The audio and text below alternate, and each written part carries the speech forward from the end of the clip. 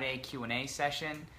I apologize, my intention was to make this video a little earlier, but I wasn't feeling too well and I just recently started feeling better, so here I am hopping on the video, talking with all of you. I want to say thank you to all the people who sent questions in. We really appreciate it, and I'm happy to know that when you guys have something that's going on that you feel comfortable shooting a question over. So thank you so much. We will talk about, hi Stephanie, we will talk about a few here and go from there. So also, if you guys have any questions throughout this conversation, write them down or post them on the video and I can answer them later.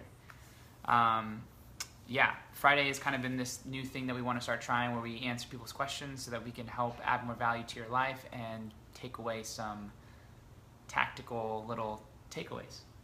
So. You didn't say golden nuggets. I thought the golden nuggets. It's one of my favorite words.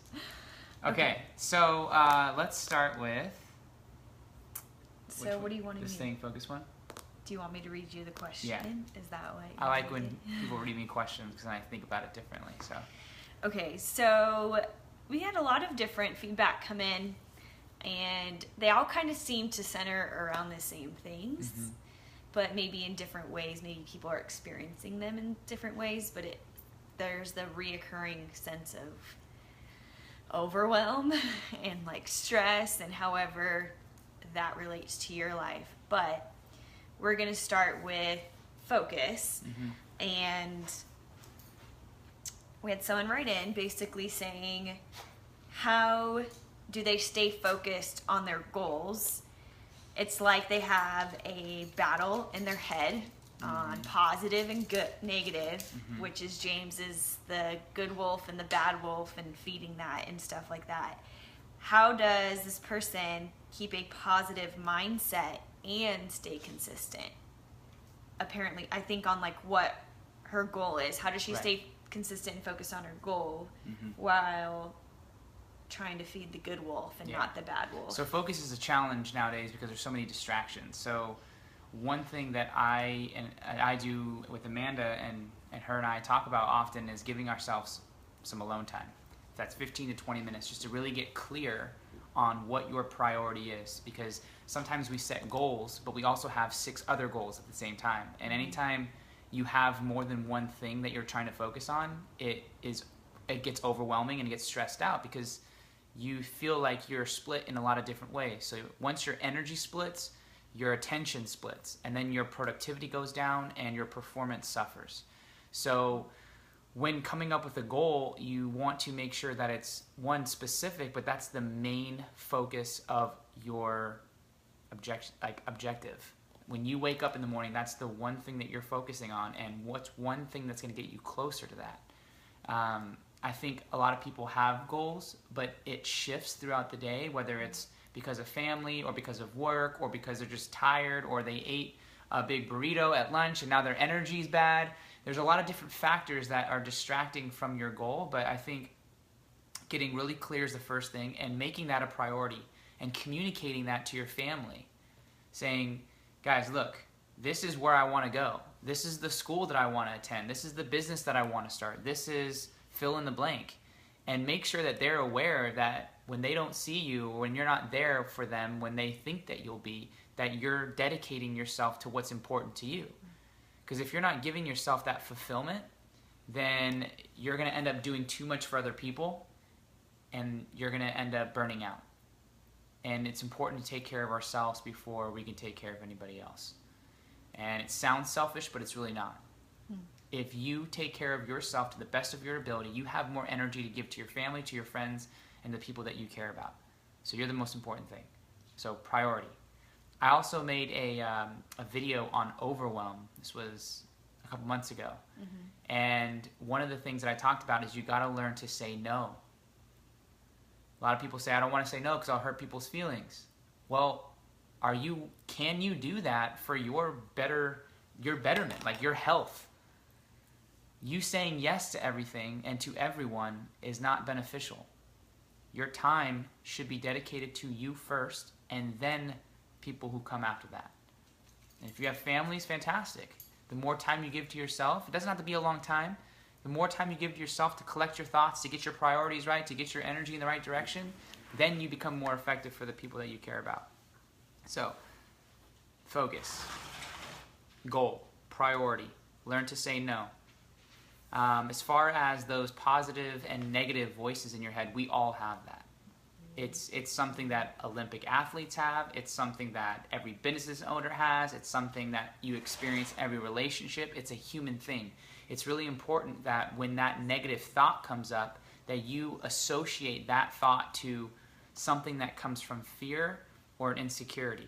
And when your awareness shifts to you having that thought and in that negative experience, the awareness of that thought allows you to shift into something different. But if that negative thought comes in and you're not aware of it and you just feel the thought and you don't do anything about it, then it has time to build. There's more momentum that comes with that thought, and you tend to have a more negative one and another negative one. So one thing that I do is when I have negative thoughts, I'll take a deep breath. Deep breathing. Why? Because can you breathe in the past? No. Can you breathe in the future? No. So when you focus on the breath, you focus on the body, and that is happening now. So that, for me, minimizes the noise. The more breaths I take, the more calm I become. And not only do I get more oxygen in my body, and your brain uses 20% of your oxygen, and it just becomes more efficient. So not only am I getting that factor, but when I breathe differently, my body's changing. And anytime my body changes, the biochemistry in my body changes. So when you have that negative thought, take a deep breath, or stand taller, or walk faster, or move your body, get out of the state that you're currently in so that your mind shifts. Because the body can control the mind and the mind can control the body. They go hand in hand. So for fast results, move your body. I hope that helps you with that question. Let's see what else we got here. I had another person write in, and said, what is a defining moment?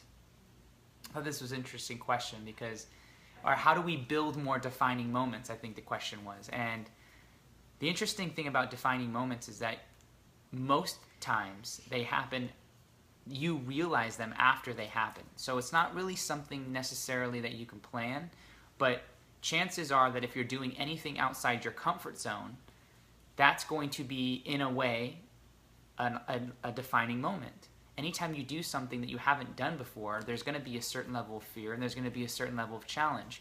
And you can either rise up to that challenge or you can let that fear control you and you don't even attempt.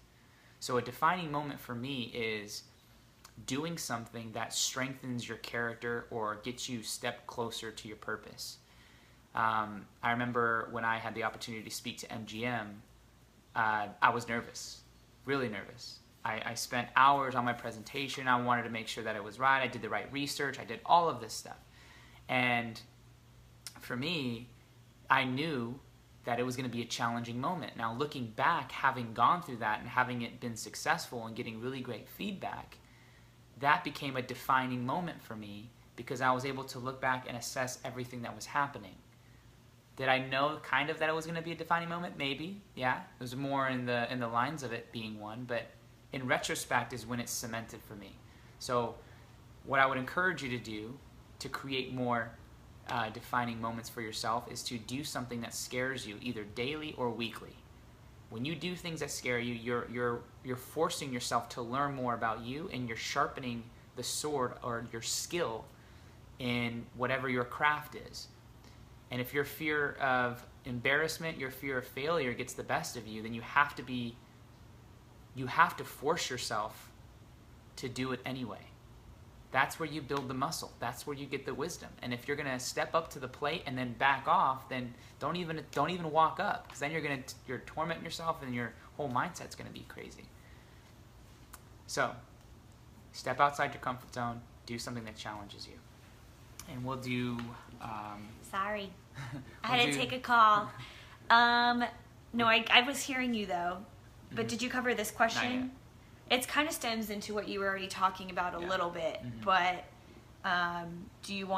should I just go over it a little bit since you're already talking about innocence? Yeah.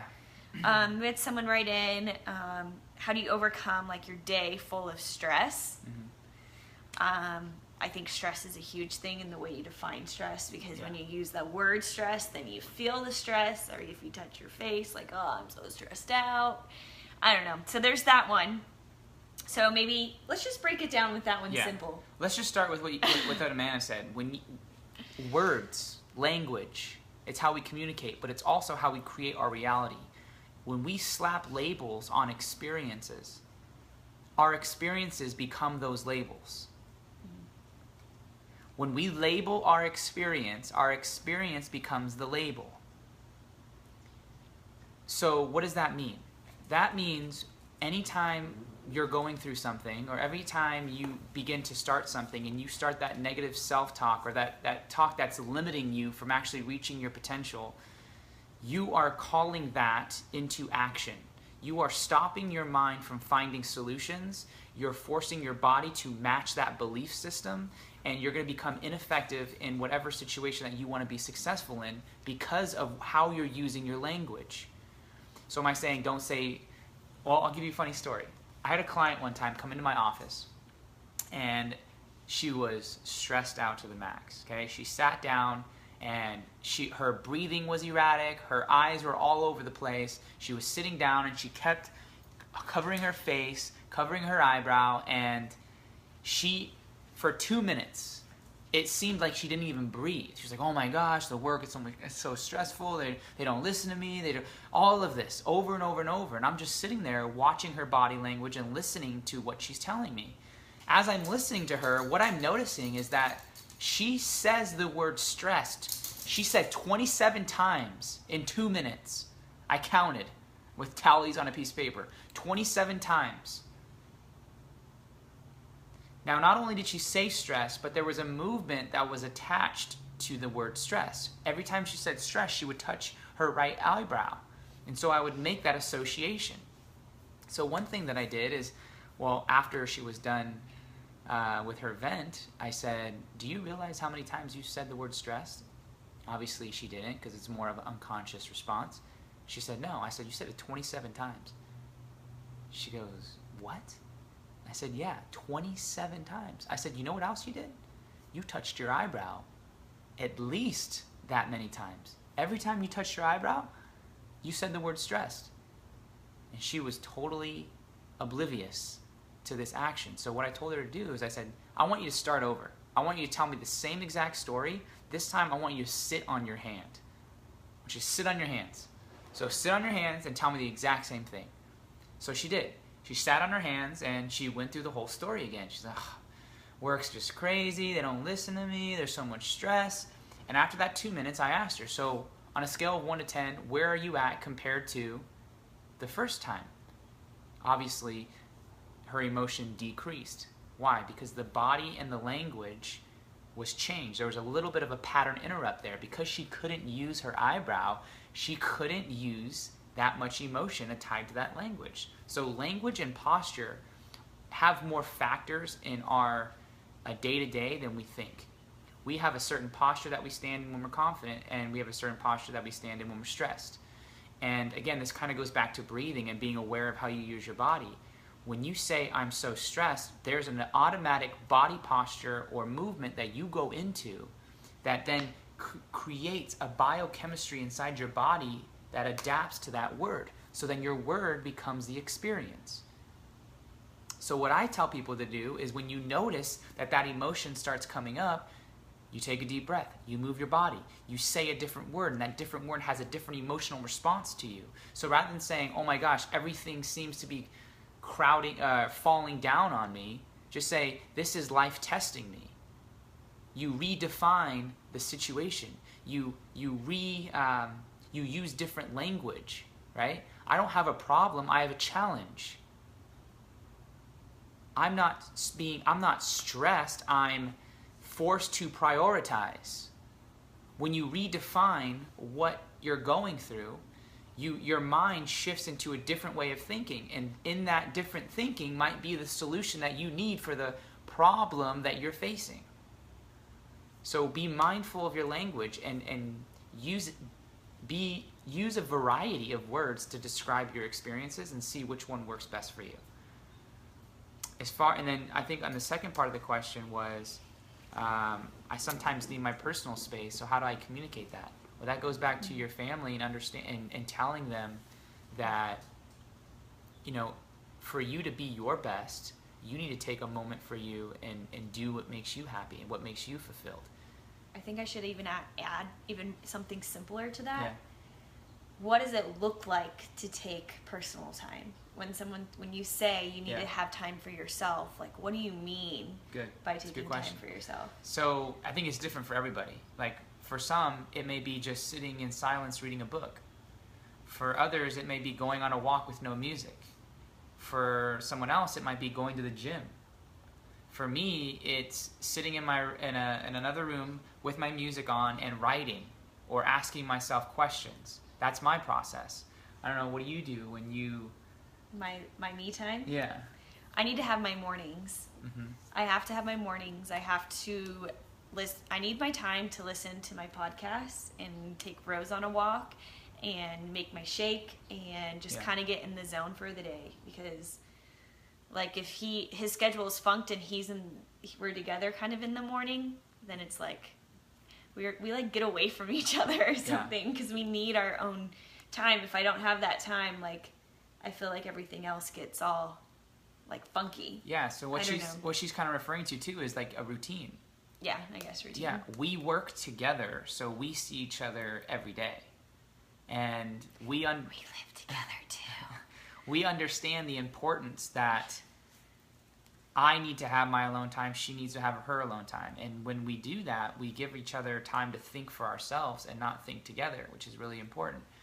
And that goes to routines. Like she has her mornings. I understand that. I'm not going to interrupt her when she does that because I know it's important to her. Same thing for me. Like if she sees my headphones on and I'm on a laptop and I'm typing away, I'm in the zone. I'm onto something. She knows not to approach. So it's being aware of what you want and how you want to do it. Mm-hmm. Like that is a very special place for me when I'm having my thoughts. I don't need to be interrupted, so I'm communicating that to her. Like, hey, when you see me doing that, just let me be, and I'll come to you when I'm done. What about if like you're a parent? Because I think a lot of parents suffer with this, and you have a lot of following of moms and stuff like that. So what would you say? Because they come second, sort of, because they have kids, and depending on the age, that could be difficult. From your experience from just coaching different people, what would you recommend? How would you handle that? Because if you're at home and kids are all over the place, how do they communicate? Like, mom or dad, I just need my alone time. Like, how do you? So I mean, families. There's so many dynamics. With either single parent families or the age of the children. So all of that plays a factor. So I don't know if one answer is going to fit your situation, but let's just say that your kids are somewhat old enough to be able to do things on their own, and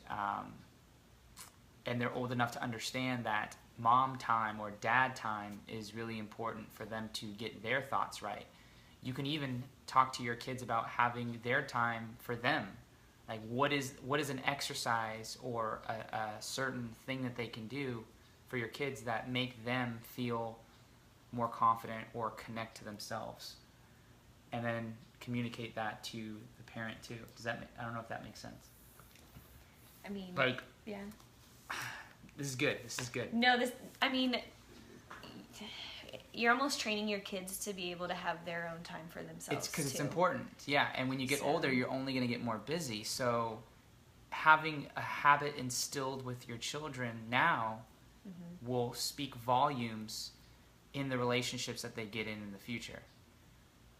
I was listening to a podcast today, Tim Ferriss, and they were talking about morning routines of successful people.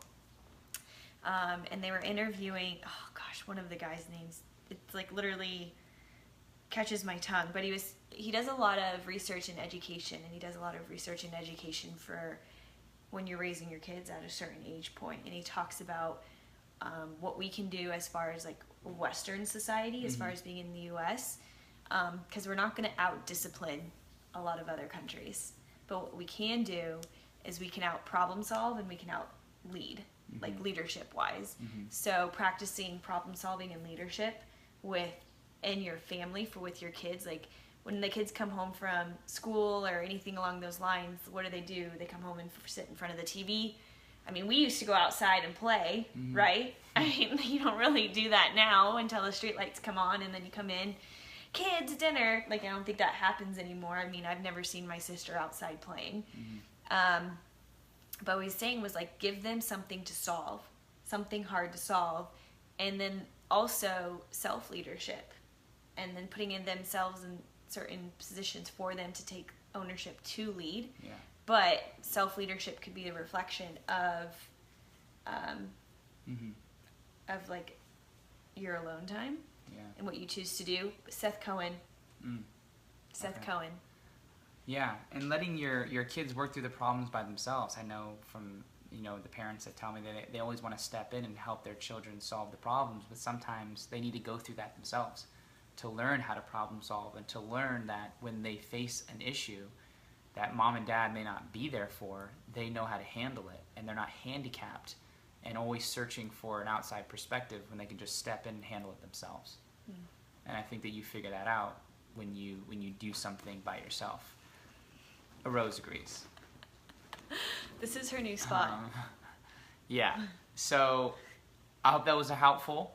I know we kind of got off on a tangent there. Yeah, no, but this is good. I really appreciate you guys sending in questions. It's really helping me get better at helping you. And again, my sole purpose is all about adding more value. So if this was helpful, shoot me a like, give me a comment. If you think that this would help somebody else, go ahead and share this video. Also, again, if you have any questions, you can post them here on the video, or you can send me a direct message, and I can either address it next week or I can address it in the message. I'll put the link to the video on overwhelm. I think that helped a lot of people. And then if we didn't get to your question or statement that you wrote in about today, just because we want to keep them to a certain time frame, then we'll definitely get them tomorrow, or not tomorrow, but next week. But yes, thank you so much. Yes. Hopefully this is helpful. Yeah. But yeah. All right. Yeah. Have a great night, guys. Have a great weekend. Oh, I wanted to ask something. Okay. I'm in the middle of redoing the Be That 1% stuff because I wanted it to be more than just like, okay, we're doing events and yes, we have apparel, but I wanted it to be a site that people could come to for themselves as a resource. So if you think about like Forbes.com or Entrepreneur or Success or like Huffington Post or any of like those big like article blog based websites, I wanted it to kind of feel similar where we have guest bloggers come in and write certain articles and certain things alongside with James. And that way it's more of like a resource based, community based, kind of like grow this movement of changing your mindset and changing yourself inside and starting with you. So we're going to have different topics. We figured them out today. So 5 different categories: personal development, mindset, business development, life balance, and quotes and inspiration. And then within those categories, we're going to have subcategories. And so I've been reaching out to people to see if they'd guest blog in like certain areas that I think, 1, they are either interested in, or 2, they've got an audience based on that. So if you're interested in guest blogging for anything, please send us a little message. We would love to have you guest blog in one of those categories. I mean, if anything along the lines, self-love, mindfulness, what you do for your morning routine, or I don't know, like anything that you can possibly think of.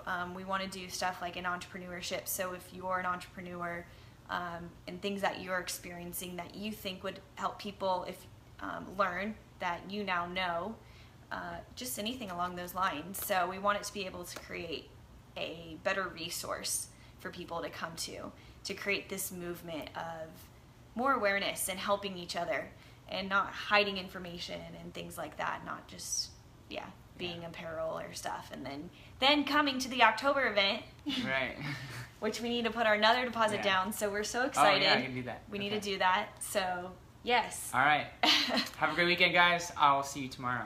All right. Thanks. Bye.